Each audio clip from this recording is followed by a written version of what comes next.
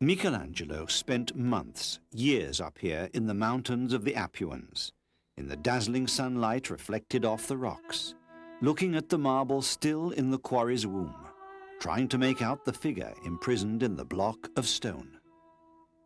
He could almost hear its voice, feel the energy waiting to be freed, and concluded that an excellent artist has no concept that marble does not contain within itself, and at which arrives only the hand that obeys the intellect.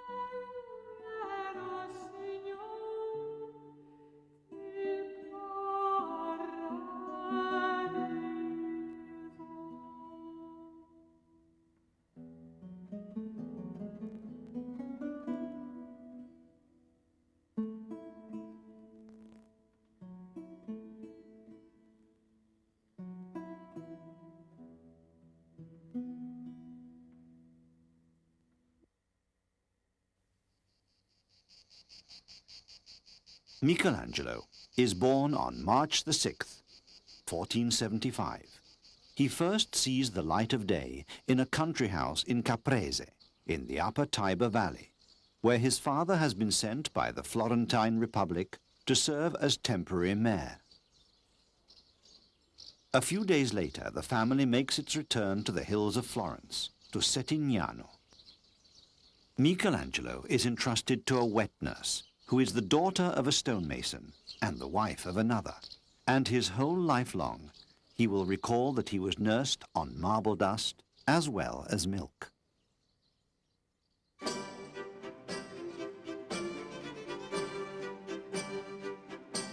Michelangelo is brought up in a respectable Florentine family, always under the severe control of his father, who is certainly not enthusiastic about his son's inclination for drawing.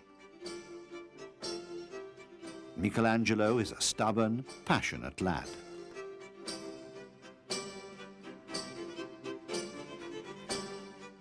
These are the exciting years of Lorenzo the Magnificent, of the marvelous Medici Gardens, transformed into a meeting place for men of letters, philosophers, artists, and humanists like Pico della Mirandola, Angelo Poliziano, and Marsilio Ficino, men fascinated by the myth of classical antiquity. In 1488, at the age of 13, Michelangelo enters the workshop of Domenico Ghirlandaio, who is then at work on his masterpiece, the frescoes of Santa Maria Novella. But Michelangelo does not let himself be drawn by Ghirlandaio's decorative sensibility. Instead, he studies the great masters of closed form and volume, Giotto, Masaccio, Donatello. Michelangelo's mind is made up. He is going to be a sculptor. So he carves his first two bas-reliefs. The Battle of the Centaurs has a theme and tone of a classic bas-relief, but the entwining of the bodies, the controlled but energetic gestures of the figures, the extraordinary handling of the relief and the degree of finishing of the details are the first signs of an overpowering genius.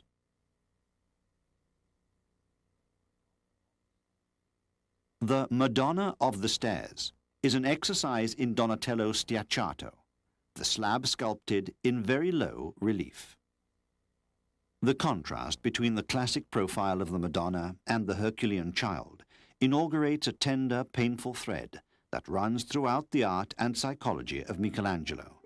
His mother's death when he was only 5.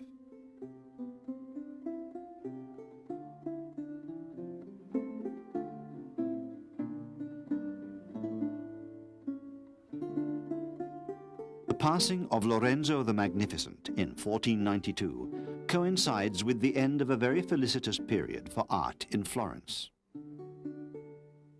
Michelangelo begins to travel and makes his first trip to Rome. His first large marble statue, Bacchus, is created in this classical climate.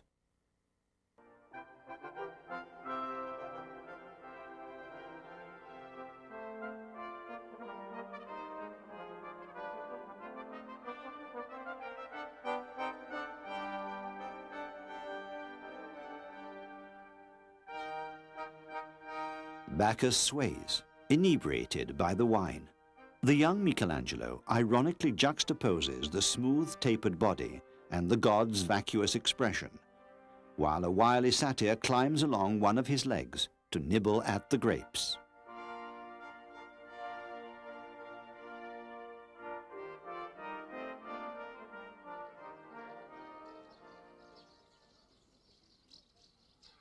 The Bacchus is a success, and Michelangelo returns to the quarries. He has to choose a special block, one of extremely pure marble. At the age of 23, he has a crucial commission, a Pietà, to be located in St. Peter's Basilica.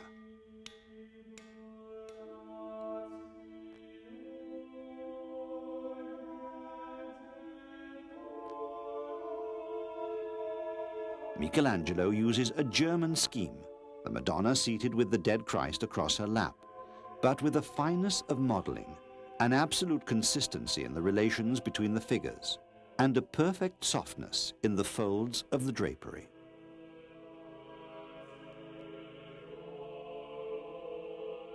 A crystalline purity in the marble approaches sublime heights. The St. Peter's Pietà will remain the only work signed by the master.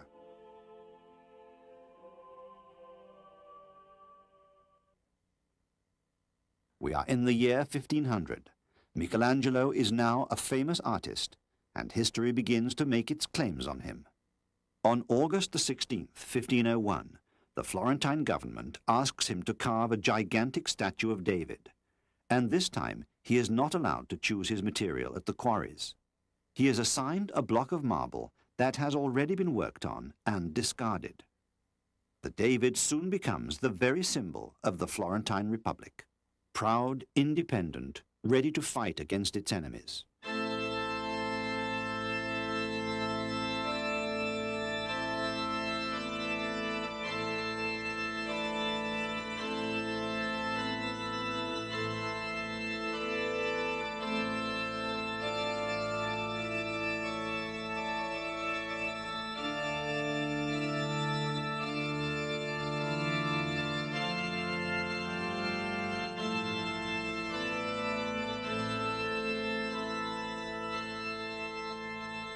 Completed in 1504, the statue marks a turning point in Michelangelo's style.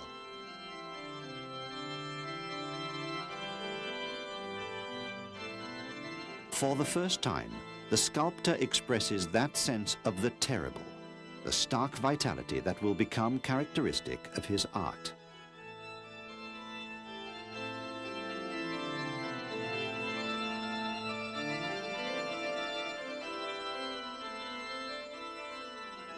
The suppressed anger, the intellectual control that curbs the physical aggressiveness, the darting gaze, the quivering muscles, the limbs apparently relaxed but ready to spring. This David is a youth who suddenly becomes a man, a hero, a defender of his people, reminding us of an illustrious precedent, Donatello's St. George.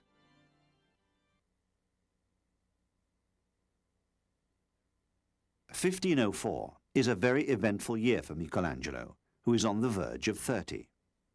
In particular, the master is faced with the problems of composing in a tondo, the circular frame dear to the Florentine tradition. The marble Pitti Madonna is a fascinating anticipation of Michelangelo's use of the unfinished. The background of the composition is deliberately left rough-hewn to create atmospheric effects similar to those achieved in painting by Leonardo da Vinci. In his paintings, however, Michelangelo forcefully opposes Leonardo's sfumato. The Doni Madonna is the only panel painting by Michelangelo that has reached us fully intact. The clear, cool, bright colors, the sharp drawing around the figures, the closely packed monumental composition are the complete opposite of Leonardo's style.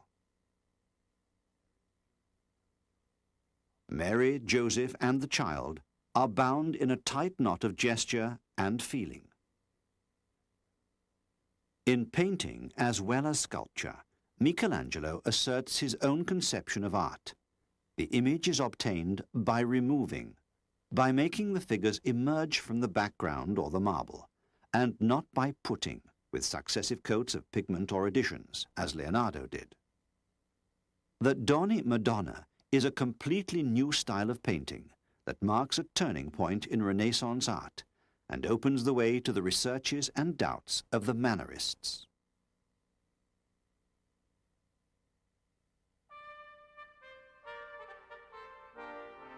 In 1505, Michelangelo passes another long period at the quarries of Carrara, where he selects the blocks of marble needed for executing the monumental tomb commissioned by the ambitious Pope Julius II, an energetic pontiff intent on renewal. The first design was for no less than 40 marble statues, but Michelangelo gradually has to scale it down in an extenuating process that does not come to an end until decades later. It is the start of what Michelangelo will call the tragedy of the tomb.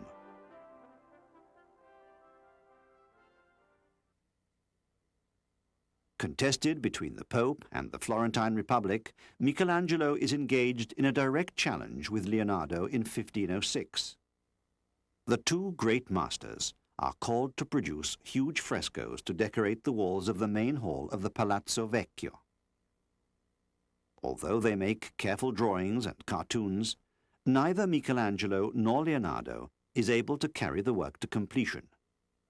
But Michelangelo's studies for the Battle of Cascina, here in a copy by Bastiano da San Gallo, will be much imitated in the centuries to come.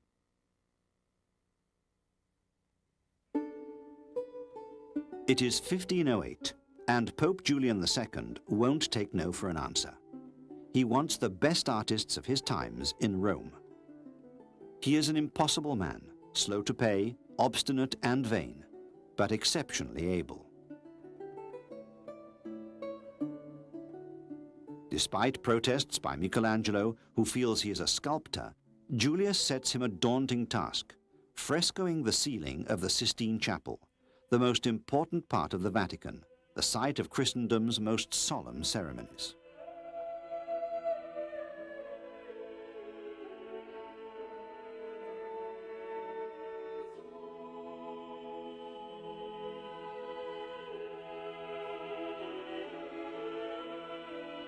Reluctant, eternally dissatisfied, Michelangelo begins the project that will undermine his health and earn him universal glory. For 4.5 years, Michelangelo toils on the scaffolds, often flat on his back. He gets scoliosis, arthritis, an eye infection from the paint dripping in his face. But in the meantime, he is producing a sublime work of art.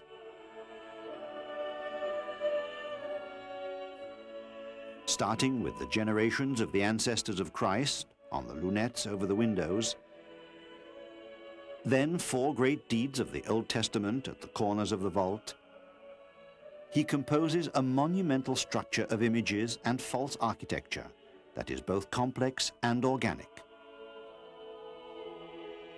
Each figure is carefully studied in preliminary sketches and drawings, but Michelangelo never loses sight of the overall compositional effect, which remains the most impressive aspect of the Sistine Chapel ceiling.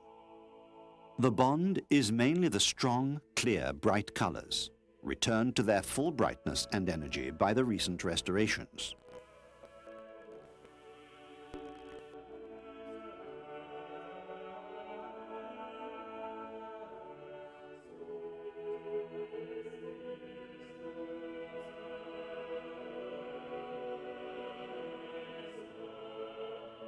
In the central part, powerful figures of prophets and sibyls surround the scenes from Genesis.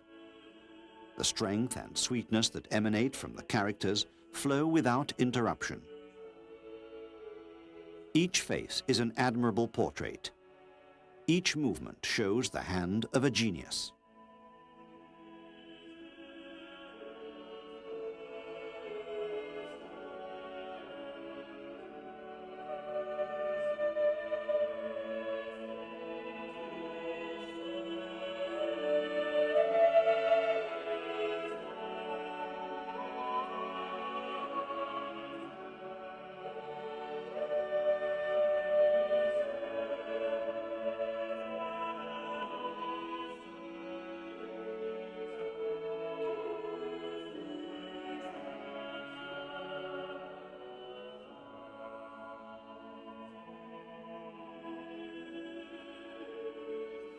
Michelangelo's hardships and the ailments that afflict him are listed in a sonnet, apparently droll but very bitter, at the end of which the artist says he does not feel he is in a good place, nor a painter.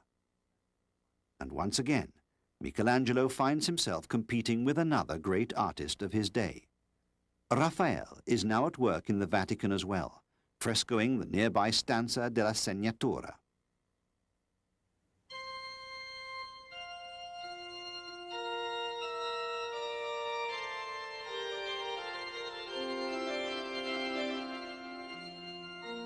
In the episodes from Genesis, Michelangelo again returns to the register of the terrible.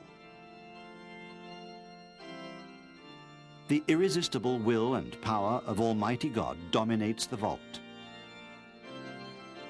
The composition reaching its peak in the group scenes that Michelangelo has always favored.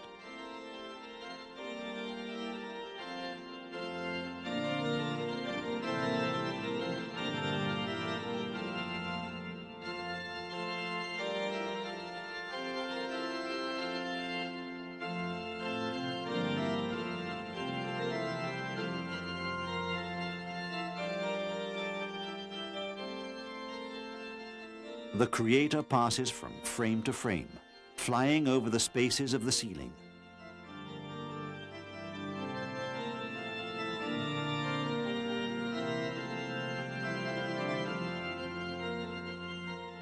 Every gesture is an order, every instant an explosion of force that culminates in the creation of Adam. In the cosmic spark that crosses the space, at once brief and boundless, separating the finger of God from that of the first man.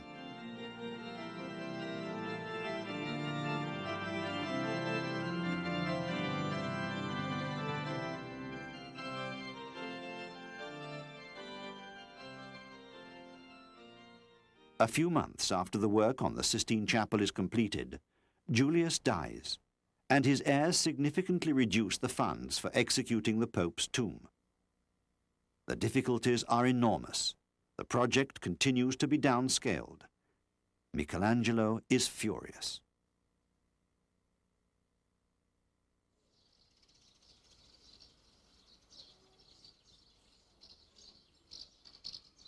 His return to Carrara to select new blocks of marble allows him to recover his strength and devote himself to achieving another masterpiece, the statue of Moses.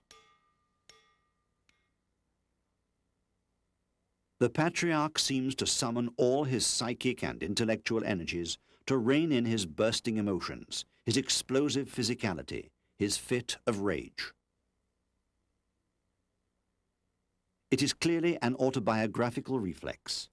Michelangelo pours his frustration and unexpressed desires into his subjects.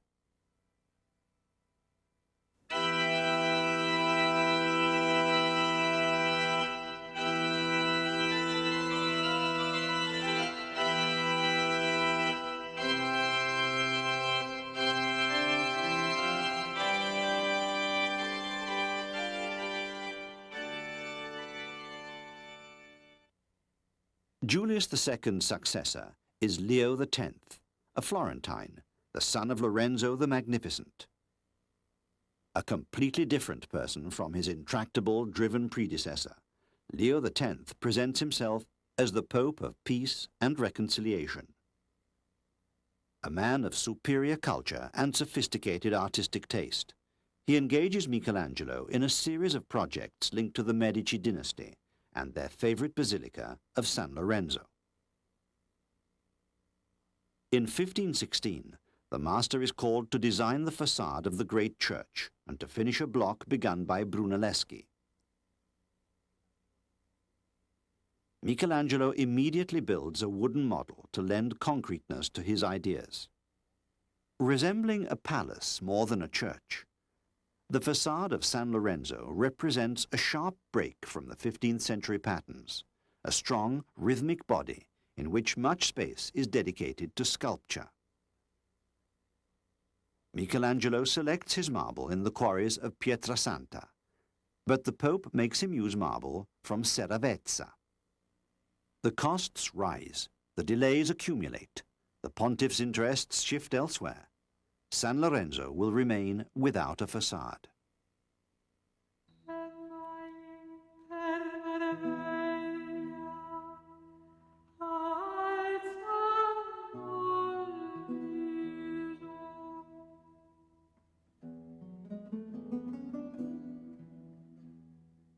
The premature deaths of two members of the Medici family in 1519 is an occasion for the Pope to ask Michelangelo to design a new family funeral chapel annexed to the church of San Lorenzo. The challenge is an exciting one.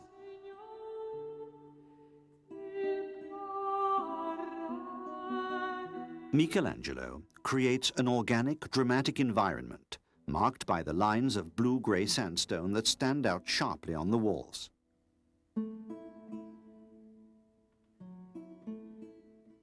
The tombs are not simply placed against the side walls, but are part of them, in a direct, dynamic, tense relationship with the architectural framework.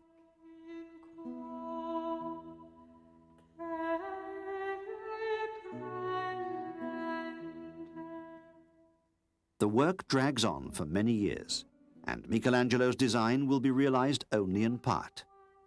It is a decisive masterpiece nevertheless, a passionate and terrible encounter between architecture and sculpture.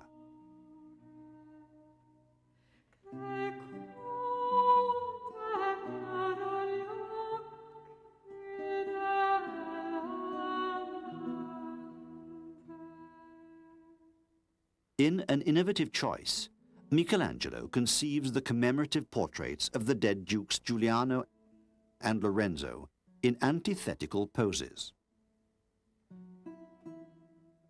The two dukes contemplate the statue of the Madonna, slender, mobile, and twisted like a flame.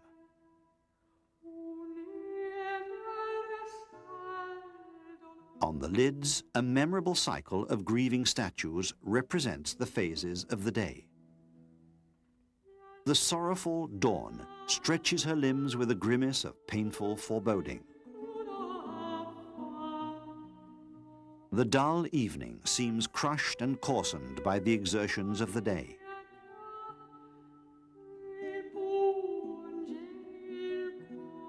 On the other tomb, the terrible day presents a fearful, ghost-like face above rounded muscles.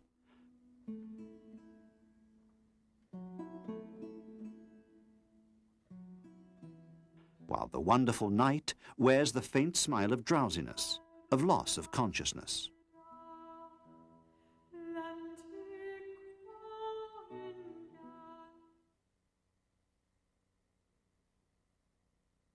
In 1524, while work proceeds on the Medici chapel, Michelangelo begins building the Florentine library, also in the San Lorenzo complex. A prodigious, ingenious vestibule with the columns built into the walls and a stairway that fans out in a cascade gives access to the long, brightly lit reading room, for which Michelangelo also designed the floor, the benches and the ceiling, in an explicit act of love for books, reading, and humanistic culture.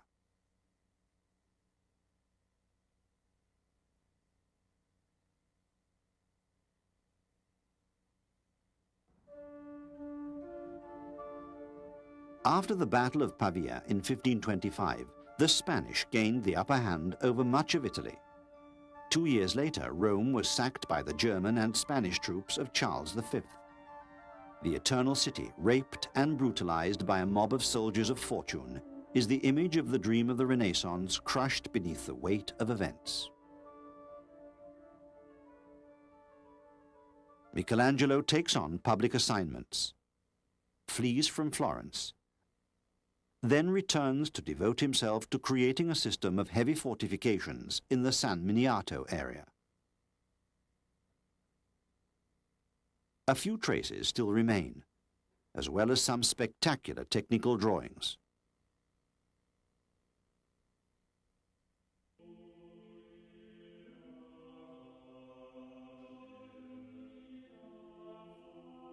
Michelangelo's existential drama is expressed unforgettably by the unfinished captives, which were executed for the tomb of Julius II, but remained in Florence in the Accademia. Each figure seems to fight with the marble in an agonizing contrast between man and nature, between spirit and earthly prison, that perhaps reflects not only Michelangelo's political anxieties, but also his more secret and painful feelings.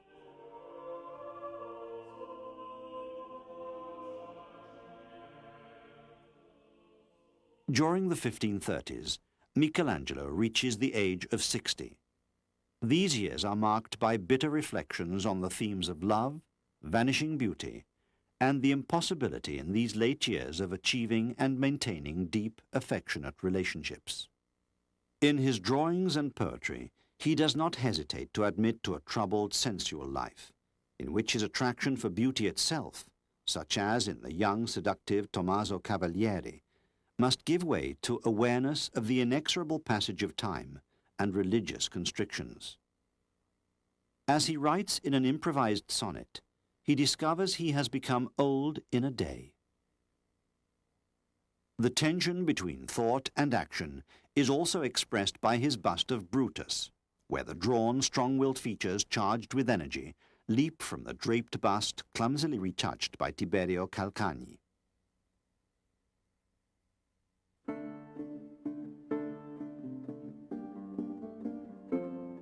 In 1534, Michelangelo leaves Florence forever, settling in Rome, where he will spend the last 30 years of his life. Pope Clement VII has a new assignment for him, the universal judgment on the altar wall of the Sistine Chapel. It is very heavy work, which he will not finish until 1541. Michelangelo destroys previous frescoes by Perugino, and even 2 lunettes he himself has done. The composition hinges on the athletic, implacable Christ, surrounded by a great whirl of nude bodies, engulfed in the wave of the day of wrath.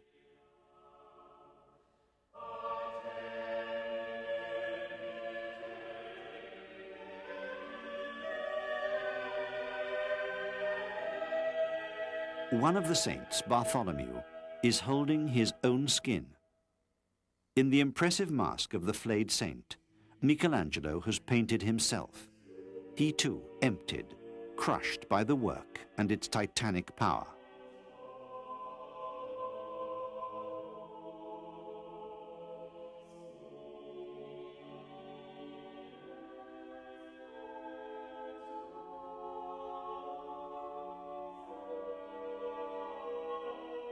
Mingled on a compact, uniform sky are heaven and hell, the resurrection of the flesh and the last judgment, angels and devils, the blessed and the damned, all together in one terrible vision peopled by some 400 figures.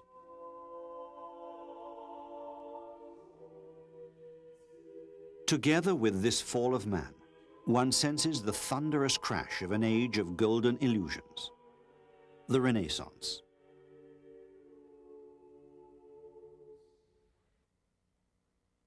While he is working on the fresco, Michelangelo keeps up a dense and lofty correspondence with Vittoria Colonna, a poet and intellectual close to the Catholic Reform movement.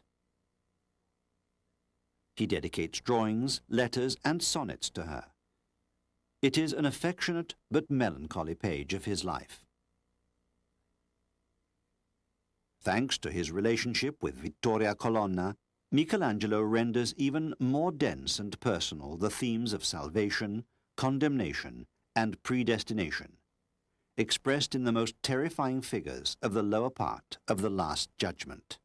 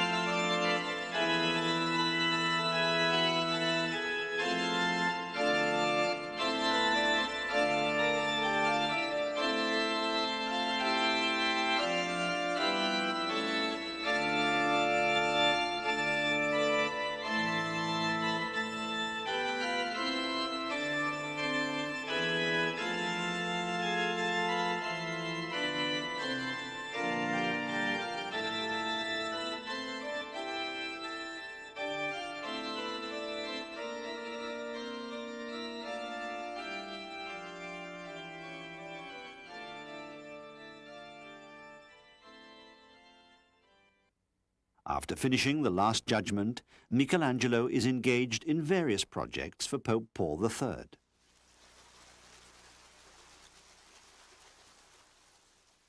Between 1545 and 1546, he completes the facade of the Farnese Palace. Now the French embassy, it is one of the most spectacular 16th century buildings in Rome.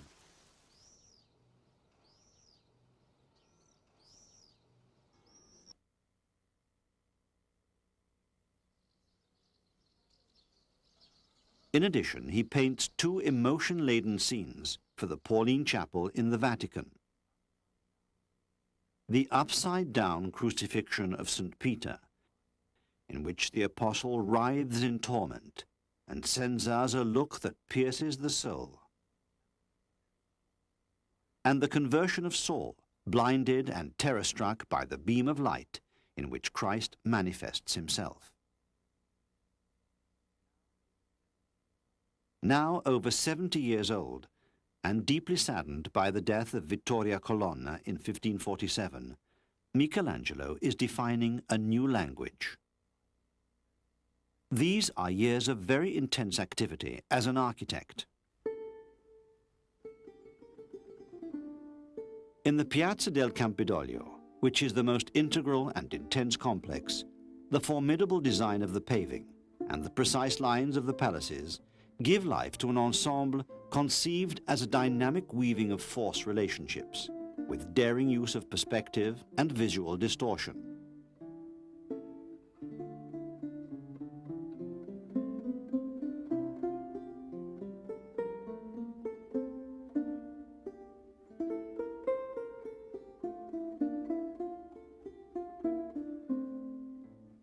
The dialogue is between antiquity, represented by the equestrian statue of Marcus Aurelius, and the modern light structures of the surrounding buildings.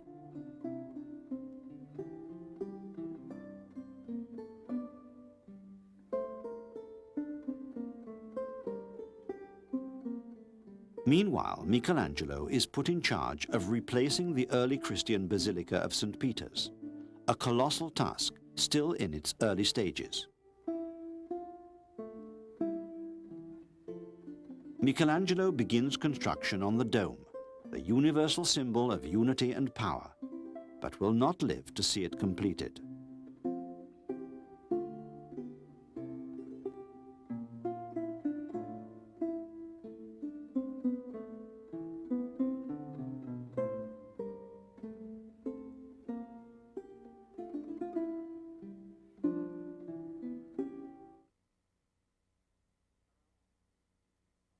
Around 1553, with the Pietà for the Cathedral of Florence, Michelangelo makes his return after many years to sculpture. The theme is now tackled with the bitter awareness of the man who has reached old age.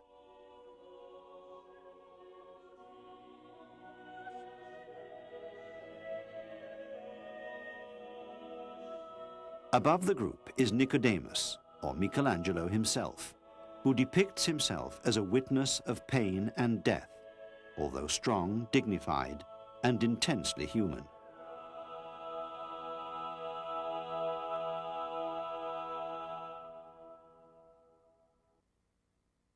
With the Council of Trent and the Counter-Reformation, the Catholic Church is undergoing deep renewal in devotion, liturgy, and sacred art.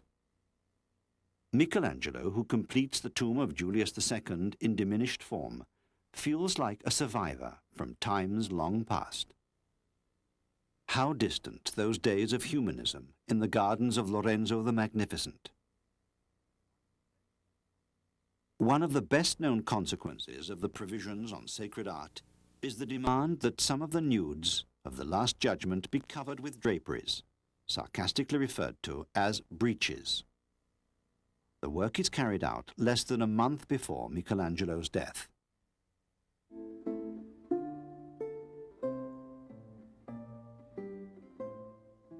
In his Roman home on the Maselle dei Corvi, now disappeared, Michelangelo continues to work. As architect, he designs the church of San Giovanni dei Fiorentini.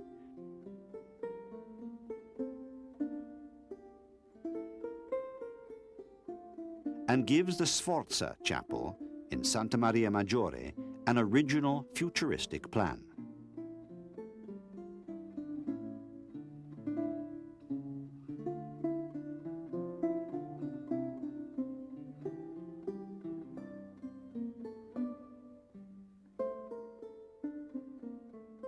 But his final toils are for a sculpture, the Rondanini Pietà. At 89, Michelangelo pushes himself towards new frontiers of the image. He abandons the consolidated approach of the sitting Madonna and leaves us this completely vertical group, with Christ's body slipping down and the Mother vainly trying to hold it up. The last unfinished work of a genius, the Rondanini Pietà, breaks out of the mainstream of the history of art. Michelangelo gives the last chisel blows to the legs of Christ 3 days before his death, on February the 18th, 1564.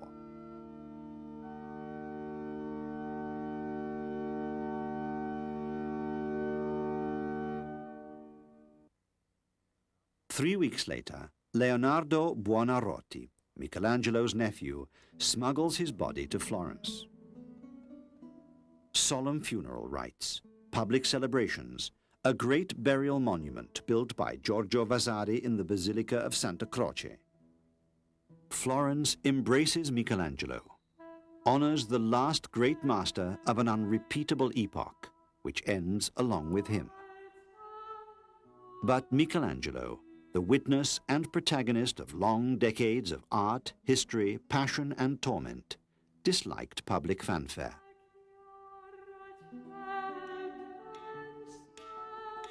A spiritual air of Dante, his poetic but especially his human model, Michelangelo would have preferred the silence of the white marble of the mountains of Luni as his window on the infinite. So his view of the stars and the sea would not be obstructed.